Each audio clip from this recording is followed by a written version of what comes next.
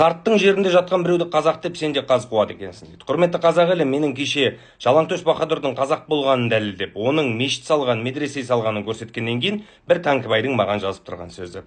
Демек, бұлардың ойынша бөтен жерде жатқан қазақтардың бәрі сол ұлттың азаматтары болып саналады. Бұл жерде бауырым қаз, мен емес сен болып тұрсың.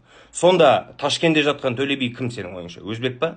Навай облысында жатқан Әйтеке бише, ол да өзбек па? Онда Мұстафа Шоқай француз болып тұр ғой, Парижде жатқан. Сенің ойыңа салатын болсақ, Құрманғазы орыс болып тұр ғой, Саратовта жатқан, иә? Ал жарайды, оларды қойшы. Біз орыспен де Қытаймен де бір болмаймыз, біз қазақ деген жеке мемлекет боламыз деген Оспан Батыр Қытай болды ма сенің ойыңша? Себебі ол Қытайда жатыр ғой. Құрметті қазақ елі, мен осы Тәңкібайларды түсінбеймін да. Біз ата-баба жолымен жүреміз, тарихтан тәлім аламыз дейді, бірақ тарих туралы және ата-бабасы туралы дым ештеңе білмейді. Енді бұл барып тұрған сұмдық қой.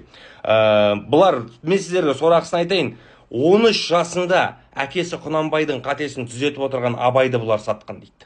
Себебі Абайдың жақсы бір сөзі бар, Алланың сөзі де өзі де рас деген. Ол Абайды қойдым, шәкәрімді бұлар сәләфи болған дейді. Шәкәрімнің кім екенін жалпы білесіңдер ма? Сендер білмейсіңдер, мен сендерге айтайын. 7 жасында далада ойнап отырған кезінде, 7 жасында қасынан үрмелеп өтіп бара жатқан құндыз құртты өлтіріп алған Шәкәрім жаны ашып тұрып, жылап тұрып, 7 жасында құрт болып өлең шығарады. Менің де қалды жетім балаларым, жылайды олар іздеп аналарын.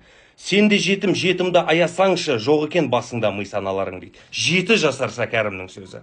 Сендер жастарың 70-ке келсе де бұндай сөзді айта алмайсыңдар. Мен түсінбеймін да, Шәкәрімнің кішкентай бармағының тырнағына да тұрмайтын адамдар Шәкәрімді қалай сынайды. Осы маған қызықта. Және де Шәкәрімнің жақсы бір сөзі бар, мен түскен құдыққа басқалардың түскенін қаламаймын дейді. Дәл осы сөзді сендер Тәңкібайлар өздеріңе ұран етіп алыңдар. Себебі сендер сияқты басқа адамдар болмау керек. Себебі сендер ақша үшін өздеріңнің діндеріңді, елдеріңді, тарихтарыңды сатып жүрген адамсыңдар. Себебі сендер тек методичкамен ғана жұмыс істейсіңдер, ал бірақ сендерде сауат жоқ. Және біздің Қасым-Жомарт Кемелұлы Тоқаевтың өзі Түркістанды рухани, діни қазақтың астанасы қылып жаңғырту керек деп жатыр. Яғни діни архитектураларға көбірек